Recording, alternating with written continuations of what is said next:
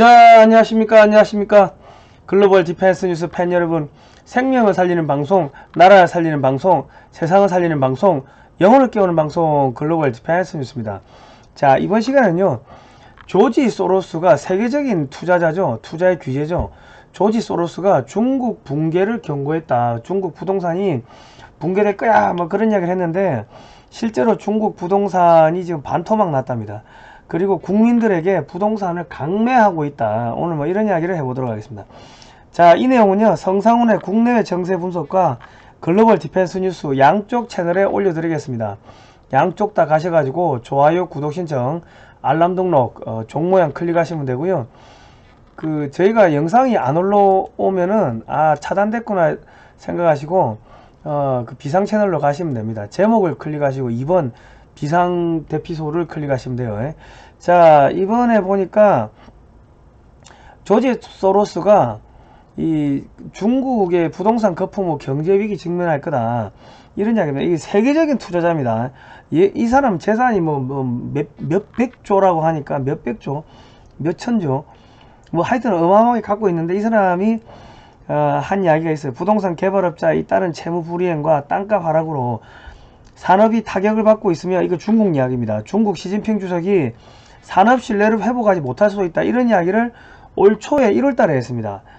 1월달에 이 어느 대학교에 가가지고, 이게 어느 대학이죠? 어느 대학에 가가지고 이런 이야기를 했어요. 스탠포드 대학인가? 뭐 그렇습니다. 364조 원의 그 부채 리스크가 있는데, 이 흥다그룹을 이 어떻게 할 거냐, 아마 이것 때문에 이렇게 아예 무너지지 않겠냐, 뭐 이런 이야기를 했어요. 그리고 중국의 부동산 부모 지방정부에 혜택을 주고 국민들이 저축한 돈의 대부분을 부동산에 투자하도록 장려하는 지속 불가능한 모델에 기반을 두고 있다. 중국 당국이 위기를 어떻게 처리할지 지켜봐야 하며, 사람들의 신뢰가 흔들렸기 때문에 처리를 오랫동안 미뤘을 수도 있다. 부동산 가격 하락은 부동산에 저축의 대부분을 투자한 많은 사람들을 시진핑에 반감을 가지게 만들 것이다. 현재 상황이 낙관적이지 않아 보인다, 이런 이야기를 올 초에 했습니다. 중국은 부동산이 어떻게 되냐면, 중국의 세금 있죠. 지방정부의 세금은 토지 출량금이라 해가지고, 우리나라의 그 부동산세 같은 그래 보면 되겠네. 토지 출량금이라는데, 그거를 지방 세수로 잡습니다. 그러니까 지방정부는 이게 부실이 있는 거 알지만은 계속 대출 해주고, 지방의 토지 개발 공사 이런 거 동원해 가지고 부동산 재개발하고, 그러니까 도시 하나가 텅 비었음에도 불구하고 그런 게 있는 줄 알아도, 부실이 있는 줄 알아도 계속 세금을 걷어야 되니까 계속 이 부동산 개발을 하는 거죠. 그러다 보니까 뭐합니까? 이 농사를 지어야 될 땅을 다 갈아엎고서 부동산을, 아파트를 지었는데 아파트는 안 팔리지. 그러니까 어찌합니까? 부동산 부실 되지. 그리고 은행 부실 되지. 그리고 식량 부족하지. 그렇게 되는 겁니다. 제가 2009년도인가 2010년도에 중국 정부 지원으로 중국의 비즈니스 스쿨 그런 데를 갔습니다.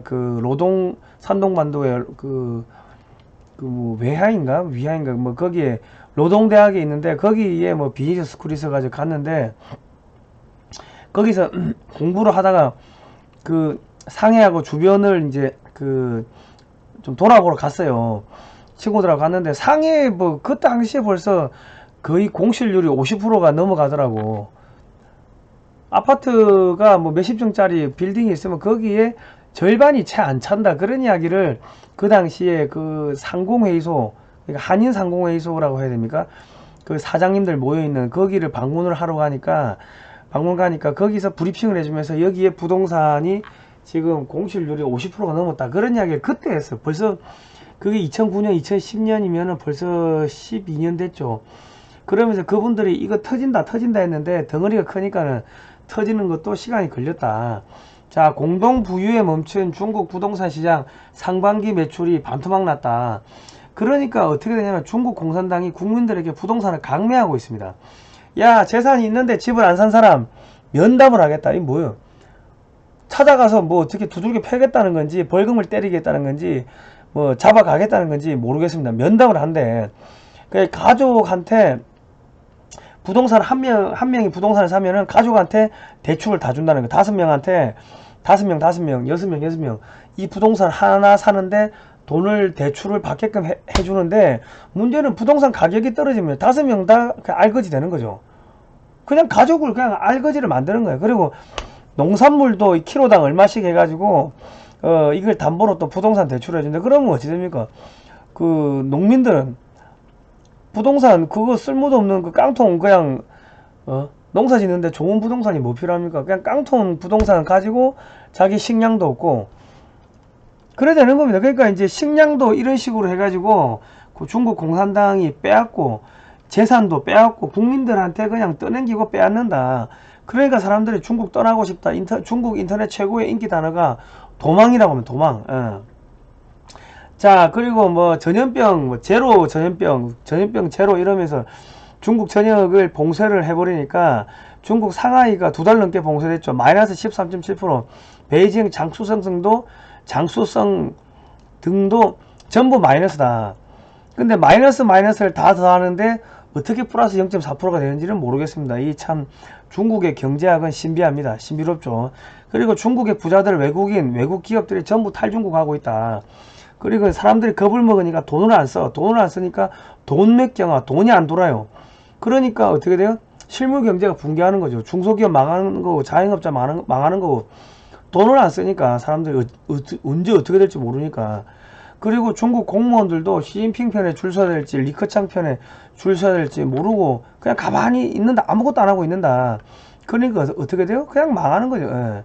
그리고 지금 중국의 대학생들은 시진핑 물러가라 하야하라 계속 데모하고 있고, 자, 금리 인상, 미국의 금리 인상 앞전에도 올 초에 뭐 한 번인가 2번인가 했죠. 그리고 이제 0.7%를 한대요. 그리고 뭐 내년까지 뭐 몇 번을 더 한대. 예. 그러면 계속 금리가 올라가면 어떻게 되겠습니까? 중국의 중국 안에도 금리를 인상을 해야겠죠. 그러면은 대출금리, 부동산 대출금리 이자 올라갈 거고, 그러면 어찌 됩니까? 중소기업들 이자 올라갈 거고, 그러면 중소기업도 이전에다가 볼일 다 보고, 돈 빌린 사람들 아파트 뭐 담보대출 이전에다가 볼일 다 보고, 돈 없다, 돈 없으니까 돈 안 쓰고, 돈맥경화, 자영업, 중소업 그냥 줄도산, 쓰나미. 그리고 공장들은 계속 빠져나가고 해외로 탈출하고, 또 최근에도 또 전염병 제로 하면서 또 전국을 봉쇄했다 이런 이야기가 나오고 있습니다. 자, 중국의 석 달 새 지금 5개 은행이 예금 동결, 뱅크런, 은행 망한다는 거죠. 부동산 줄줄이 터지고, 지금 중국 허난성에서는 농촌은행인데 40만 명이 피해를 봤다. 약 한 7조 8천억인데, 지금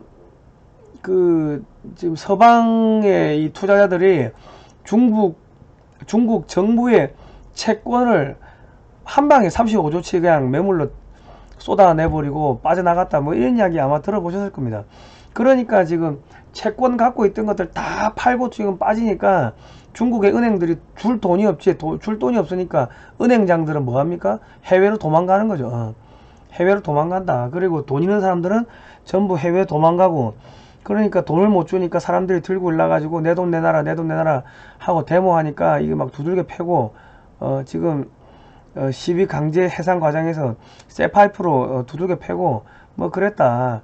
그런 거 보셨죠.